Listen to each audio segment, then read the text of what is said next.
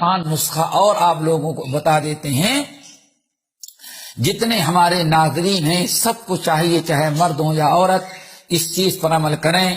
رزق کی تنگی، رزق کی پریشانی کا ایک بہت بڑا حل یہ ہے جو صحیح بخاری اور مسلم وغیرہ میں منقول ہیں۔ آپ حضرات جانتے ہیں کہ نبی علیہ السلام نے اپنی صاحبزادی فاطمہ رضی اللہ تعالیٰ عنہ کی شادی حضرت علی بن ابی طالب رضی اللہ تعالیٰ عنہ سے کر دی۔ علی رضی اللہ تعالیٰ عنہ کہتے ہیں جب شادی کر کے حضرت فاطمہ کو اپنے گھر میں لایا تو صرف ہمارے گھر میں ایک چمڑا تھا، وہی ایک بستر اور ایک چادر تھی، پورے گھر میں بس یہی، اسی پر ہم دونوں سوتے تھے۔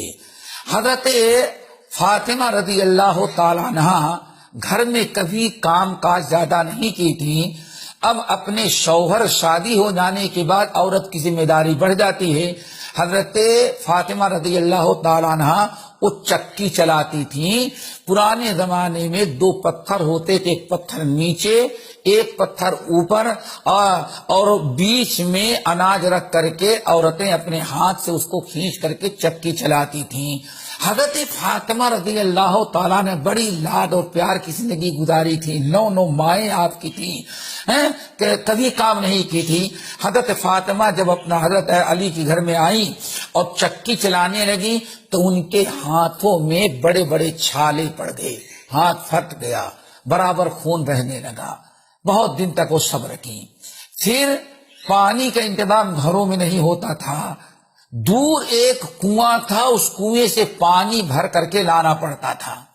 حضرت فاطمہ مشک لیتی اور کنویں پر جاتی، پانی بھرتی، پھر پانی بھرنے کے بعد پیٹھ پر وہ مشک لا دیتی تھی، تو مشک کی رسی کی وجہ سے ان کے پیٹھ اور موڈھے جو ہے کٹ گئے تھے، سب پک گئے۔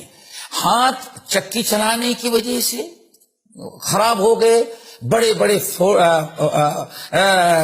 چھالے آ گئے اور پھر وہ پھٹ گئے، اس سے خون اور پیپ بہنے لگا، اور پانی جو بھر کر کے لاتی تھی پیٹھ پر رسی کی وجہ سے کٹ گیا چمڑا اور وہاں زخم ہو گئے، پیٹھ اور موڈھے ان کے خراب ہو گئے۔ نمبر 3، کبھی کھانا پکائی نہیں تھی، اب اپنے شوہر کے لیے کھانا پکانا ہے تو چولہا جو آگ جلاتی تھی، چولہا جلانے کے لیے تجربہ نہیں تھا، وہ پھونک مارتی تھی تو ان کے چہرے کے چمڑے جل گئے تھے، بالکل چہرہ بدل گیا تھا۔ اور اس طرح سے نہ کپڑے صحیح سالم، تو یہ 3 چیزیں، ہاتھ بھی خراب، بدن بھی خراب، چہرہ بھی خراب، بہت تنگ آ گئی۔ تو ایک دن حضرت فاطمہ رضی اللہ تعالی عنہ نبی علیہ السلام کے پاس آئی اپنے میکے۔ حضرت فاطمہ نبی علیہ السلام کے پاس آئیں، نبی علیہ السلام اتفاقاً گھر میں نہیں تھے۔ ام المومنین عائشہ رضی اللہ تعالی عنہ کے پاس چلی گئیں۔ حضرت عائشہ نے جیسے حضرت فاطمہ کو دیکھا ان کی چیخ نکل گئی، کیا ہوا یہ فاطمہ؟ تو حضرت فاطمہ اپنے ہاتھ کو دکھلائیں کہ امی جان دیکھے ایک چکی چلانے کی وجہ سے ہاتھ ہمارے کٹ گئے ہیں۔ پھر اپنی پیٹھ دکھائی، پیٹھ پر رسی مشک کا پانی لانے کی وجہ سے رسی سے پیٹھ اور موڈھے کٹ گئے تھے، خون پیپ بہ رہا، وہ دکھائی، چہرہ جلا ہوا تھا۔ اس طرح سے اپنی ساری پریشانی حضرت عائشہ کے سامنے فاطمہ رضی اللہ تعالیٰ نے رکھ دیا۔ سارا علاج موجود ہے حدیث کے اندر۔ حضرت فاطمہ کا اس کی تکلیف دیکھ کر کے حضرت عائشہ صبر نہ کر سکی اور کہنے لگی بیٹے اللہ کا رسول تو ابھی نہیں ہے۔ حضرت فاطمہ گھر واپس آ گئی۔ نبی علیہ السلام کہیں باہر گئے تھے، رات جب پلٹ کر کے آئے تو حضرت عائشہ سے پوچھا کہ خرید پوچھا کوئی آیا تو نہیں تھا؟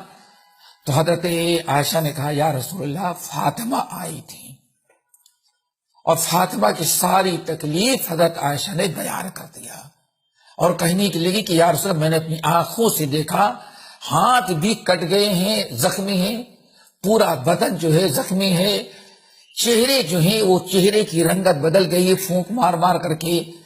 تو یہ تکلیف لے کے آئی تھی، کوئی اگر نوکر مل جائے خادم تو ان کو دے دیا جائے۔ رات کا وقت تھا، نبی علیہ السلام فوراً اپنی بیٹی کی تکلیف سنے حضرت فاطمہ کے گھر گئے، دروازہ کھٹکھٹایا، آواز لگائی، ایک ہی بستر تھا، دونوں سوئے ہوئے تھے، حضرت فاطمہ بھی دوڑی، حضرت علی بھی دوڑے، دروازہ کھولا۔ نبی علیہ السلام جب گھر میں داخل ہو گئے تو حضرت فاطمہ ادھر، علی ادھر بیٹھنا چاہتے تھے۔ اللہ کے رسول نے فرمایا دونوں اپنی اپنی جگہ پر رہو۔ نبی علیہ السلام حضرت فاطمہ اور علی کے درمیان بیٹھ گئے، بیچ میں بیٹھ گئے، ایک طرف فاطمہ بیٹھی تھی اور دوسری طرف حضرت علی بیٹھے ہوئی تھے، دونوں کے بیچ میں نبی علیہ السلام بیٹھ گئے اور فرمایا فاطمہ میں نے سنا ہے تم گھر آئی تھی۔ تو حضرت فاطمہ نے بتایا یا رسول اللہ یہ میرے ہاتھوں کو دیکھیں، میرے موڈھے کو دیکھیں، میری شکل کو دیکھیں، چہرہ بے انتہا تکلیف تھی اسی لیے میں گئی تھی، آپ نہیں تھی، امی عائشہ سے مل کر کے میں آئی۔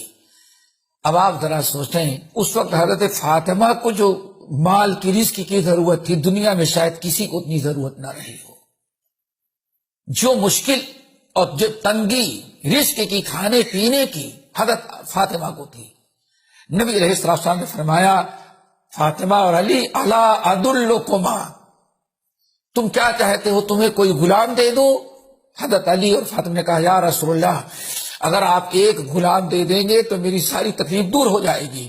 اللہ رسول نے فرمایا الا ادلکما، کیا میں غلام سے بڑی چیز تم کو نہ بتاؤں جو تمہارے حق میں غلام سے بھی بہتر چیز ہوگی؟ اب حضرت علی اور فاطمہ غلام چاہتے تھے، اللہ رسول نے فرمایا اس سے بڑی چیز تم کو بتاؤں؟ دونوں نے کہا بلا یا رسول اللہ، ضرور آپ بتائیں کیا دیں گے آپ، کیسے ہماری مصیبت دور ہو جائے، اس سے بڑی چیز کیا ہے؟ اللہ رسول نے فرمایا اذا اخذتما مضاجعکما، آئندہ کل سے جب تم دونوں اپنے بستر پر آنا تو بستر پر سونے کے پہلے دونوں میاں بیوی 33 مرتبہ سبحان اللہ، 33 مرتبہ الحمدللہ اور 34 مرتبہ اللہ اکبر پڑھ کر کے سونا۔ یہ میاں بیوی یہ عمل شروع کرو، یہ غلام سے بھی بہتر ہے۔ اب کچھ کہہ نہیں سکتے تھے، حضرت فاطمہ بھی پڑھنے لگی اور حضرت علی بھی پڑھنے لگے، ساری مشکلات دور ہو گئیں، حضرت فاطمہ کی بھی ساری تکلیف دور ہوئی، حضرت علی کی بھی ساری مشکلات دور ہوئی، کہاں سونے کا بستر نہیں تھا، کہاں خلیفۃ المسلمین پوری دنیا کے خلیفہ بن گئے، حضرت فاطمہ تو دنیا سے چلی گئیں، حضرت علی رضی اللہ تعالیٰ عنہ یہ نسخہ اتنی پابندی سے اپنائے کہ کہتے زندگی میں کوئی ایک رات اس کے بعد سے میں نے نہیں چھوڑا کہ بغیر پڑھے ہوئے میں سو جاؤں، کوئی دن ناگا ہوا ہی نہیں۔ سونے کے پہلے 33 مرتبہ سبحان اللہ، 33 مرتبہ الحمدللہ، 34 مرتبہ اللہ اکبر پڑھ کر کے ہم سوتے تھے۔ یہاں تک کہ حضرت علی نے جب حدیث بیان کیا، پورا قصہ بیان کیا، تو سامنے ایک شخص نے کہا علی تم نے جب سے اللہ کے رسول نے تم کو بتایا زندگی میں کبھی رات کو نہیں چھوڑا؟ کہا اللہ کی قسم میں نے کبھی نہیں چھوڑا۔ کہا یاد کر لیں کبھی تو چھوڑا ہے آپ نے؟ کہا اللہ کی قسم میں نے کبھی نہیں چھوڑا۔ تو اس نے کہا کہ نہیں، جس دن جنگ صفین رات بھر آپ جنگ لڑ رہے تھے اس دن آپ نے چھوڑا ہوگا۔ کہا اللہ کی قسم جس رات کو ساری رات ہم جنگ لڑ رہے تھے، جنگ والی رات میں لڑتے ہوئے بھی میں نے پڑھا، اس رات کو میں نے تصویر نہیں چھوڑی ہے۔ اس حدیث کو نقل کرنے کے بعد تمام اہل علم کہتے ہیں یہ بات یاد رکھنے کی ہے، حضرت علی رضی اللہ تعالیٰ کی اس حدیث کو نقل کرنے کے بعد تمام محدثین نقل کرتے ہیں اگر رزق میں خیر و برکت اور رزق کی تنگی کو دور کرنے کے لیے اس سے بڑا کوئی فارمولہ ہوتا تو اللہ رسول ضرور اپنی بیٹی اور داماد کو بتائے ہوتے، لیکن اللہ کے رسول صلی اللہ علیہ وسلم نے اپنی بیٹی اور اپنے داماد کو رزق کی پریشانی میں سونے کے پہلے اس تسبیح کو پڑھنے کا حکم دیا۔ اس کا مطلب ہے کہ اس سے بڑی کوئی چیز دنیا کے اندر نہیں ہے جو رزق کی پریشانی کو دور کرنے والی ہو۔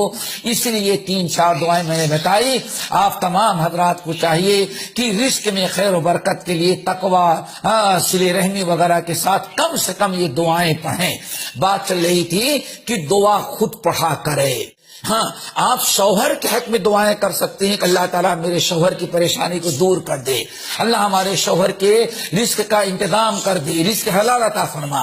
لیکن یہ ساری دعائیں شوہر کو، صاحب معاملہ کو خود پڑھنا چاہیے. آپ بھی پڑھیں لیکن شوہر کا پڑھنا ضروری ہے. ایسا نہیں کہ شوہر تو باقاعدہ دوست احباب کے ساتھ گھومتا رہے، فلمیں دیکھتا رہے، نیوز چینل بدل بدل کر کے مستی کرتا رہے، اور آپ اس کے بدلے وظیفہ کریں کہ ہمارے شوہر کی اس کو تو پرواہ نہیں ہے، آپ کو پرواہ ہے. یہ بہت بڑی مسٹیک ہمارے اندر ہے کہ جو دوسروں کی دعاؤں پر بھروسہ کیا جاتا ہے. شوہر بھی دعا کریں، دعائیں پڑھیں، اور آپ بھی دعا کریں کہ اللہ تعالی ہمارے شوہر کی پریشانی کو دور کر دیں. اور خوب چوتھی دعا اور ہے کہ جو ہر پریشانی میں کام آنے والی ہے وہ ہے لا الہ الا انت سبحانک انی کنت من الظالمین. خوب کثرت سے اس دعا کو پڑھی جائے. یہ دعا بھی ساری مشکلات کو دور کرنے والی اور پریشانی کو ختم کرنے والی ہے.